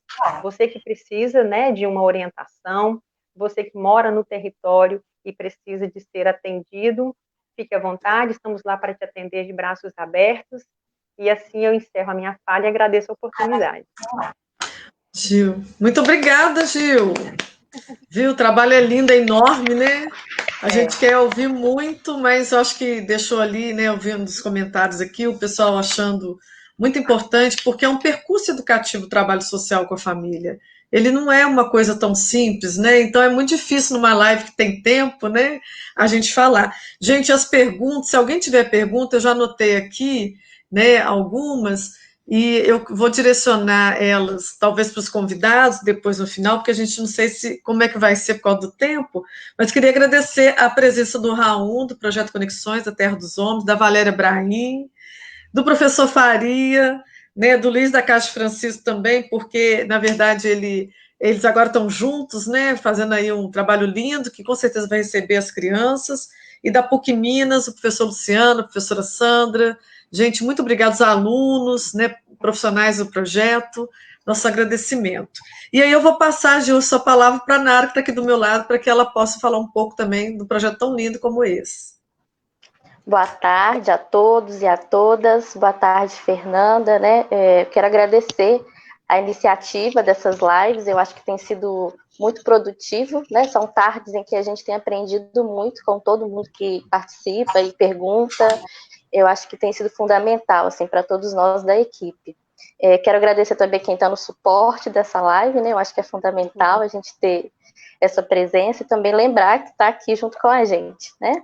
Eu sou a Nara, eu sou psicóloga, eu sou formada pela Universidade Federal de Minas Gerais, sou especialista em saúde mental e atuo agora no Projeto Providência, né, na psicologia social e também na clínica. A gente está há 1 ano e meio com Fortalecendo Vínculos, já há mais de 1 ano e meio, na verdade, nas unidades do Projeto Providência, e a gente percebe que esse projeto, ele tem crescido e tem ajudado muito as famílias, né, a terem mais autonomia dentro das comunidades. A gente vê isso como um passo muito grande. A gente gosta de pensar que o nosso trabalho do Fortalecendo Vínculos, ele é junto com o Estatuto da Criança e do Adolescente, né? Se a gente está aqui no mês de julho, comemorando os 30 anos do ECA, eu acho que é fundamental lembrar que nós somos orientados todos os dias pelo Estatuto da Criança e do Adolescente. E uma das coisas que diz nesse estatuto é que toda criança e adolescente, né, eles têm direito à convivência familiar. E essa convivência, ela deve ser segura. E é nosso dever também assegurar que isso aconteça. Então, no nosso dia a dia do trabalho do Fortalecendo Vínculos, a gente se preocupa muito com isso, assim, em perceber a criança e a sua família, não só atender os educandos, né, mas também estar perto dos familiares desses educandos, de entender que essa família, muitas vezes, ela também está sofrendo violação dos seus direitos sociais, né, ela precisa compreender isso também, para se movimentar, para buscar saídas junto à rede, junto à comunidade, né, e também junto com o projeto, e o nosso trabalho, ele caminha junto com o ECA, ele caminha junto com a família também, né, é a nossa prioridade no nosso dia a dia. Nós fazemos os atendimentos, como a Gil falou, né, com essa escuta dos educandos, porque as crianças, elas acabam sendo a nossa porta de entrada para perceber que algo pode não estar indo bem dentro de casa, né? As crianças, elas no brincar, no falar, no comportamento, elas vão apresentando para a gente, no dia a dia do projeto, que algo pode não estar indo bem. Então, a gente faz essa escuta, atende a criança quando necessário, né? Chama a família, aciona a rede, e esse trabalho vai acontecendo frequentemente. Isso me lembra um caso de 2 irmãs que a gente tem no projeto, né? Elas estavam recém-chegadas na unidade, são muito tímidas e constantemente iam na nossa sala. Elas sentavam, ficavam se olhando muito, né, muito caladas, olhando a sala, nos olhando, e a gente teve que fazer todo um trabalho de estabelecer uma confiança, né? Muito foi dito aqui pelas outras palestrantes, né, a Cláudia, a Charlene, a Cris, o quanto que é importante a gente estabelecer essa confiança com as nossas famílias e com as nossas crianças. E foi só a partir desse processo que essas meninas puderam contar para a gente um pouco da sua história. E aí a gente descobriu várias situações de violações nessa família, né? E não é culpabilizando essa mãe, não é culpabilizando essa família, porque ela também estava sendo violentada o tempo todo, né? Tanto social ou por algo que acontecia dentro de casa, né? É uma família que estava aí com desemprego, uma família que vivenciava a fome diariamente, uma família com histórico de abuso sexual. Então, é só a partir da escuta e da confiança estabelecida que a gente consegue começar a estabelecer um trabalho junto com elas, né? É claro que o Fortalecendo Vínculos, ele não trabalha sozinho, a gente não consegue exercer, né, tudo isso sem pensar na rede. Então, por isso as reuniões de rede, nós acionamos sempre que possível, sempre que necessário, seja o Conselho Tutelar, o CRAS, as escolas, o Centro de Saúde, nós somos parceiros, somos mais uma instituição que está aí querendo garantir, né, que as crianças tenham os seus direitos estabelecidos, que as coisas possam funcionar e elas possam crescer de uma maneira saudável, com seu funcionamento pleno. A gente busca sempre trazer a família para perto. Uma das nossas atividades que a gente realiza também são os grupos. Nós temos grupos tanto para as famílias quanto para as adolescentes e os meninos também adolescentes. É um espaço em que as famílias são convidadas a estar no projeto, em que eles possam falar da sua realidade. A gente tem dentro das nossas unidades, não é aquela família ideal da propaganda de margarina que muitas vezes aparece na propaganda, né? Nossas famílias são reais. São as famílias que a Charlene já pontuou aqui na nossa conversa, né? São famílias que elas correm muito atrás do que elas querem, do que elas precisam. Então, é muito importante que elas estejam conosco, nos direcionando, dizendo como deve ser feito mesmo o nosso trabalho, né? Onde que a gente pode auxiliar essa família. São eles que nos dizem, são as crianças que nos dizem. Quem tem o maior saber são eles mesmos, assim, a gente está ali para escutar, né? Então, os grupos acontecem, a gente trabalha temas referentes à conscientização, orientação, trazer o diálogo para que eles possam narrar do dia a dia da família, das coisas que eles sentem. Muitas vezes essas mulheres, né, elas não têm um espaço assim, para elas, para que elas possam falar dos sentimentos, dos afetos, dos problemas. Então, é um momento muito bom, assim, de troca de experiências, assim. E a gente tem colhido frutos muito bons, assim, desses grupos. Nos grupos das adolescentes, é muito fácil de notar o quanto que, a partir da existência desses grupos, as meninas começaram a se integrar mais dentro da unidade. E, inclusive, com a nossa equipe, né? Elas sabem que tem uma assistente social, que tem uma psicóloga, né? Que estão ali por elas, para escutar. O nosso grupo, ele começou muito como uma demanda referente à automutilação. A gente tinha, né, um número muito grande de educandas que se cortavam. Isso nos preocupou muito, né, uma questão de saúde mental. Então, nós criamos os grupos para tentar ouvir essas meninas. E o que elas nos traziam era que essa situação do corte, né, elas sentiam uma dor tão grande, uma angústia enorme no peito, que elas não conseguiam colocar isso em palavras. Então, os cortes vinham numa tentativa de aliviar, numa tentativa de ser mais palpável, né, essa dor que elas sentiam, e a gente pôde conversar e elas entenderem que se cortar não era uma solução, se cortar, na verdade, não aliviava, né, e aí, a partir dos grupos, o tema da família sempre aparece, né, essas meninas, o que elas querem é serem ouvidas, é serem vistas como sujeito de direitos, é receberem afeto, é poder chegar em casa e a ouvir dos familiares, né, perguntando se está tudo bem, se elas precisam de alguma coisa. O que elas querem é perceber que elas têm vida, que elas estão presentes nos ambientes e que as pessoas percebem que elas estão ali. Então, o nosso grupo, eu acho que é um fruto muito bom que a gente vem colhendo também nos nossos atendimentos, que aproxima muito a família e faz também estabelecer, né, essa rede de confiança. Nós temos também a empregabilidade, né, que também é um grupo que a gente fala com muito carinho, com muito amor, a gente se envolve muito nas atividades da empregabilidade. Eu queria falar de um educando que ele foi muito bem em todas as oficinas, né? A gente fala sobre montagem de currículo, sobre como se comportar numa entrevista de emprego, como se comunicar melhor, a gente exercita um pouco essa questão da timidez. Esse adolescente foi muito bem em todas as oficinas, nós conseguimos encaminhá-lo ao mercado de trabalho, né? Ele se tornou jovem aprendiz, e aí um dia ele chegou para mim assim muito ansioso, assim, mas com muita vontade de ir começar a trabalhar, e me disse que ele estava com um pouco de medo, porque na família dele todo mundo estava acostumado a trabalhar somente carregando areia, carregando tijolo, trabalhando na construção, e que ele às vezes ajudava a família, né, a fazer esses trabalhos. Ele estava um pouco ansioso, sem saber se ele iria conseguir mexer no computador, que ele sabia que agora ele teria que mexer no computador e largar um pouco, né, esse trabalho mais pesado.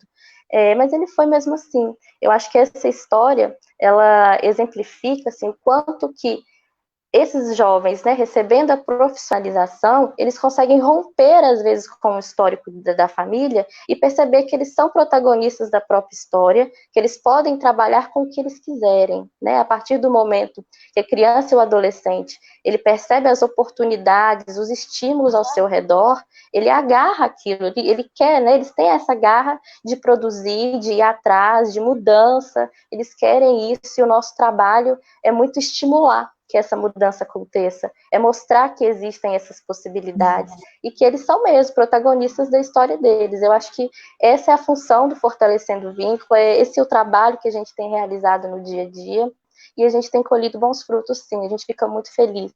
É muito bom vir falar desse trabalho.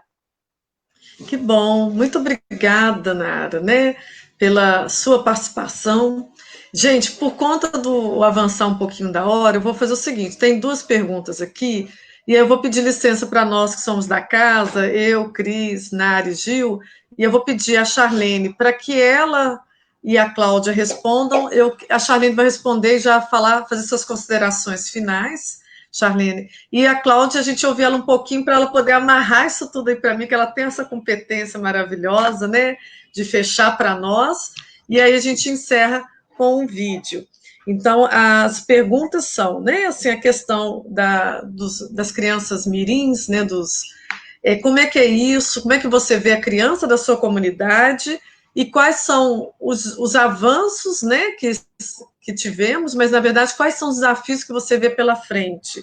E a Cláudia também falar um pouco dessa questão dos desafios que nós temos pela frente e qual o caminho para fazer, de fato, trabalho na comunidade. Vamos começar, Charlene, você? Vamos, sim. Gente, primeiro eu não posso deixar de dizer o tanto que eu estou maravilhada de ouvir todas essas mulheres e de ver o tanto que tem pessoas pensando em nós, né? E que eu creio que, a partir de hoje, tudo que eu acredito ainda mais ficou fortalecido e agora eu tenho certeza absoluta que eu estou no caminho certo mesmo, assim. A questão dos nossos coordenadores mirins, assim, surgiu de maneira que eles sempre participaram de manifestações e eles mesmos chegavam perto de mim, eu posso te ajudar em alguma coisa? Quando a gente tinha que fazer doação, ou na festa das crianças, e a comunidade é muito grande, então precisava de mobilizar as crianças da comunidade. E quem não mais ágil, né? E ter a linguagem das crianças que não as próprias crianças para mobilizar, assim. Então, todo tipo de atividade com as crianças. Aí aqui, olha, o que você pode fazer? Você mobiliza a quadra tal, você chama a criança da quadra tal, e aí saíam eles em grupo, era muito legal isso. Saía eles em grupo, mobilizando as crianças para as atividades, o povo para a assembleia, que a gente fazia antes da pandemia, assembleia geral com a comunidade, para decisões coletivas sobre o território, informações sobre o nosso processo de urbanização e judicial. Então, assim, eles mobilizavam os adultos para as assembleias, mobilizam as crianças para as atividades, e a partir daí eu falei, gente, os meninos, eles têm vontade, eles querem contribuir, precisa apenas dar um empurrãozinho, assim. Eu falei, olha, a partir de hoje, vocês são meus coordenadores mirins. E nós temos uma construção aqui na comunidade do barracão comunitário, que vai ser o nosso centro de poder popular. E esse barracão é o espaço onde tem atividade com as crianças, oficinas. Quero, em breve, se Deus permitir, fazer uma rádio Rosa Leão, uma biblioteca, uma sala de computação, porque a gente não tem isso, né, na comunidade. A gente não tem, as crianças não têm nem espaço para brincar, inclusive. E eu fico indignada de ver umas praças enormes, igual a Praça da Assembleia, lá do outro lado, onde aqui as crianças não têm nenhum espaço para poder brincar, né? E lá não tem nossas crianças também, né? Eu até brinquei aqui de pegar um ônibus da comunidade, levar e soltar lá naquela praça, para a gente brincar com as crianças lá, porque também é direito de ocupar a cidade mesmo, assim. E aí, com isso, eu comecei a falar que eles eram coordenadores, a questão da limpeza, que nós temos uma pequena arena em frente ao barracão comunitário. Eu falo, vocês são responsáveis da limpeza da comunidade, então se alguém sujar aí, vocês chamam a atenção, porque vocês são coordenadores mirins. E eles adotaram isso com tanta... Eles se sentiram importantes e ouvidos, e que estão fazendo diferença no bairro onde mora. Essa leitura que eu faço. E aí começaram a fazer essas atividades, assim. E todo dia, toda vez, eles me procuram perguntando se eu estou precisando de ajuda, se precisa fazer alguma coisa, se vai ter atividade com as crianças, se quer que mobilize. Eles já tomaram isso como responsabilidade. Além desses que hoje ainda é criança, a gente tem coordenadoras, já estou finalizando, porque o tempo está muito curto, né? A gente tem coordenadoras que eram crianças quando começou a ocupação e que hoje tem 18 anos. Então, elas foram coordenadoras esse período todo, quando criança tinha 13, 12 anos, hoje está com 18, 17, 19, e que teve uma formação política invejável para a sociedade que está aí fora. Assim. São pessoas que pensam no próximo, pensam na coletividade, tem uma...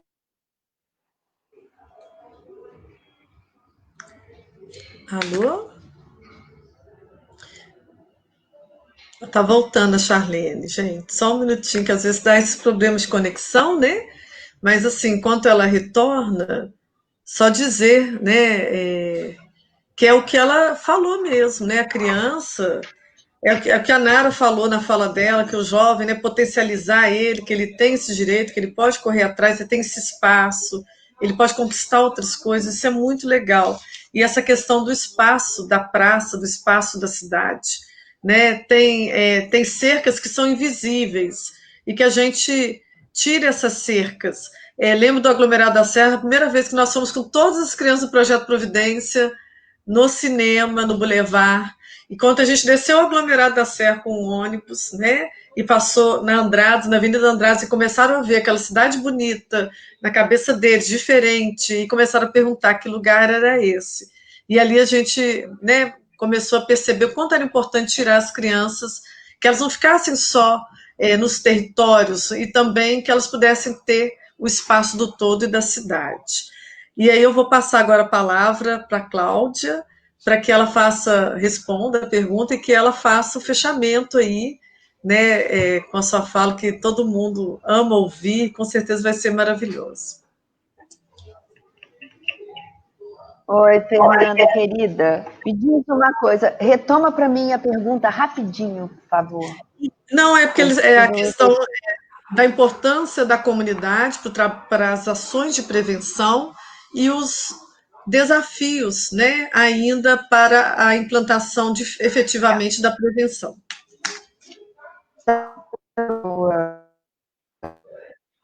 Eu tinha escutado, até tomei nota, mas assim, a importância da comunidade é onde a criança mora, é onde a família mora. Eu sempre defendi que nós precisamos ir até o nosso público-alvo e não ele vir a nós profissionais, ou no espaço da ONG, ou no espaço do governo para a sala de atendimento, ou no espaço do juiz. Na verdade, a gente só vai entender o que acontece quando a gente vai lá.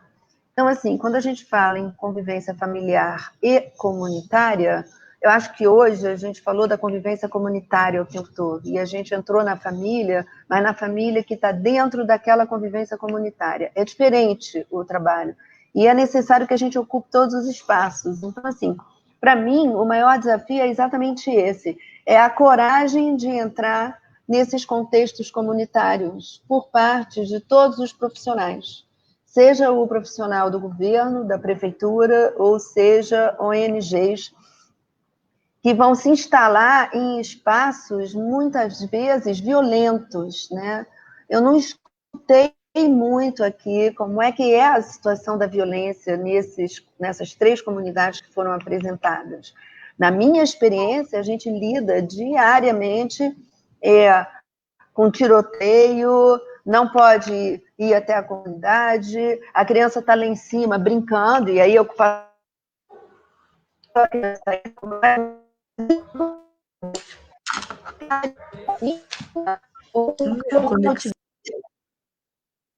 Teve um probleminha de conexão, Cláudia. Você pode repetir esse final? Você pode repetir, porque deu um probleminha de conexão. O que eu estou querendo dizer é, o primeiro desafio é a coragem dos serviços entrarem na comunidade, na favela, e lá se instalarem, apesar de toda a carência local e de violência. Pelo menos eu aqui no Rio vivo em trabalhos comunitários o tempo todo ameaçados pela violência comunitária, né? Pela a milícia entrando, a polícia entrando, mas a gente tem que ter coragem de ir até lá. E o governo muitas vezes não se instala, o profissional do governo muitas vezes não vai, por medo. Então, não é para eles virem a nós, mas nós irmos a eles. E aí a gente vai estar empoderando o local, mas também é empoderar as pessoas que vivem no local, as Charlenes de todas as comunidades que a gente trabalha. Retomo aqui a importância da gente trazer os homens e os meninos para o nosso debate. Eu acho que esse equilíbrio de gênero vai trazer solução para muito problema de violência familiar. E retomo as palavras da Charlene, dessa vontade de se colocar no coletivo, essa vontade de pensar pelo coletivo, sair da leitura individual para a leitura coletiva. Eu acho que esses são os maiores desafios que a gente precisa enfrentar para desenvolver cada vez mais trabalhos comunitários, como esse que você está fazendo. Maravilhoso, você está expondo tudo que você está fazendo. Obrigada pela oportunidade de eu mostrar o que a Terra dos Homens faz. Tem muita gente fazendo, e a gente tem que fazer live o tempo todo sobre os desafios do trabalho comunitário e a importância desse trabalho comunitário. Eu acho que não é à toa que a proteção básica foi a primeira que tentou ser instalada.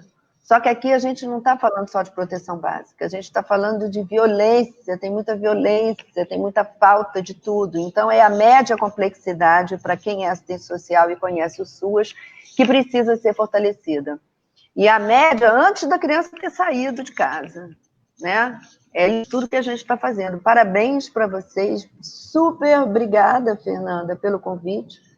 Você é uma grande amiga, um carinho de pessoa. Muito obrigada por ter me dado essa oportunidade de novo, daqui do meu sítio, isolada, super isolada, poder estar conversando com tanta gente. Obrigada. Que isso, querida. E todas as amigas que apareceram aí. Oi? E todos os amigos que também apareceram. Um beijo para todas as minhas... Não, isso mesmo, eu amei também. Eu queria pedir para cada uma, em 30 segundinhos para cada uma, né, para fechar com uma palavra, com uma esperança, com alguma coisa, né, assim, que vocês acham que seja importante. Nara, você pode? Claro, eu acho que esse momento de formação, como eu já falei, ele é fundamental. Eu acho que toda vez que a gente se encontra, que a gente conversa, que a gente está com as famílias, com os educandos, já é um momento assim, de muita motivação, de muito aprendizado. Então, que a gente possa ter mais momentos com eles. Eu acho que essa é a nossa maior motivação, é a palavra que eu posso deixar. Assim, estejam com as crianças, estejam com as famílias, vamos ouvi-los, vamos trabalhar com eles, para eles. Eles que vão nos ensinar como fazer esse trabalho. Gil? Bem, colocar a criança no centro e colocar a família no centro. Isso, para mim, resume tudo, esse trabalho conjunto. Cris? Microfone? Agradecer. Falar, né, da criança é um motivo de muita alegria. Quando nós falamos que é o dever da família de cuidado, né, o cuidado, o dever da sociedade, o dever, né, do poder público assegurar os direitos básicos de uma criança, eu acho que é muito importante a gente sempre potencializar que nós estamos trabalhando com vidas essas que precisam ser cuidadas, que todo o trabalho onde estamos, né, está presente em vários territórios, lembrar que aquela família ela tem um sentimento, aquela família já tem a sua organização, e que esse lugar onde ela está, ele também deve ser cuidado, ele deve ser preservado, porque não existe lugar melhor para uma criança que um lugar no seio familiar. Então, sim, muito obrigada. Charlene? Quero agradecer muito a Fernanda, o Providência também, que vem apoiando aqui a ocupação, não só a Rosa Leão, mas como Vitória, aqui da Isidora. Mas, assim, o que eu acho que a prática e a teoria, se elas andarem juntos, vai revolucionar a vida das nossas crianças. Então, não adianta você ter o conhecimento técnico se você não convive e escuta a vivência prática, né? E se essas duas coisas caminhar junto, a gente vai conseguir salvar, não é uma, duas, três crianças ou famílias, vai ser milhares. E vamos fazer a diferença no lugar onde a gente mora, para poder ser exemplo, para expandir para outros lugares, e devagarinho a gente ir transformando toda essa sociedade, complexidade que meu cachorro está bravo, que diariamente as nossas crianças e o nosso povo mesmo sofrem. Teoria e prática, caminhar junto, é isso. Muito obrigada, Charlene. E você, Cláudio, para encerrar essa nossa live, a sua palavra, sua frase, as suas considerações. Vamos em frente, que atrás vem frente. Muito bem. Então, Lembra? palmas para vocês. Isso mesmo. Vamos atrás que vem em frente, né? Que vem gente. Vamos em Vamos à frente. frente que atrás Vamos vem em gente. frente, que atrás vem gente. Vamos trazer muita gente e vamos em frente. Ah, que lindo. É isso aí, né? Criança, prioridade absoluta. Continuamos na luta, né? E juntos somos mais fortes. É isso aí, gente. Queria deixar um beijo para todo mundo. Né, o professor Farias falou, né, da importância de colocar o homem na cena, que eu acho que a Cláudia traz. E vamos fazer uma live só com eles, né? Agora, em breve. Vamos. Não é isso? Vamos ouvir os Totalmente. homens. Super concordo. Super. Não é isso? Ó, Raul já está convidado, Antônio, seu Faria já está convidado, já tem um monte de gente convidada. É isso aí, gente. E para finalizar. Charlene, consegue homens aí na sua comunidade?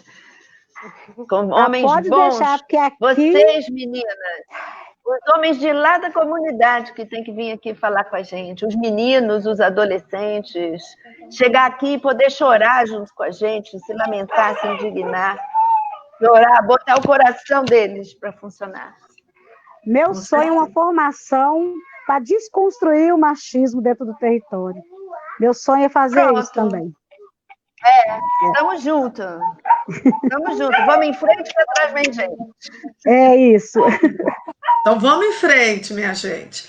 E para encerrar, como sempre, a gente volta para dar tchau para vocês, mas é 2 minutinhos, vale a pena para vocês verem de fato o trabalho lindo, Fortalecendo Vínculos, do Projeto Providência, que em cena estão as famílias. Então, com vocês, as famílias, nossas lindas famílias.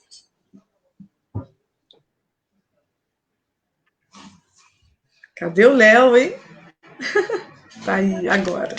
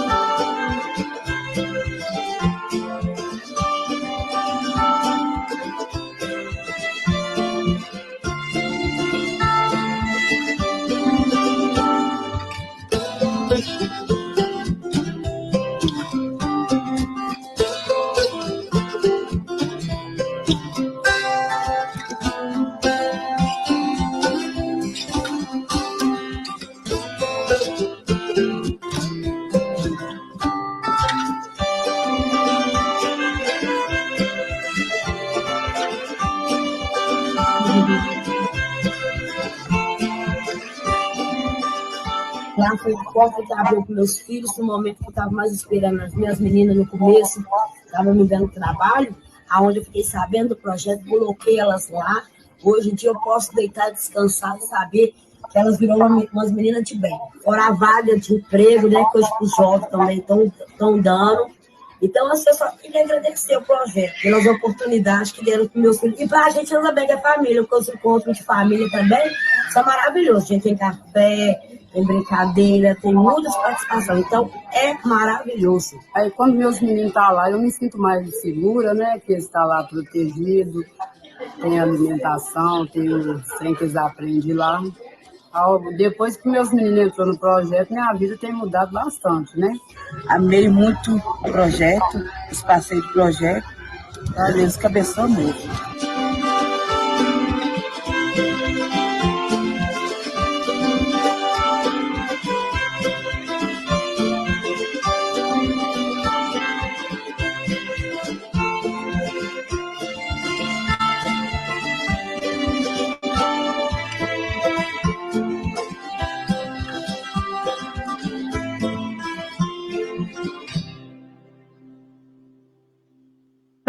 Ai, haja coração, né, gente?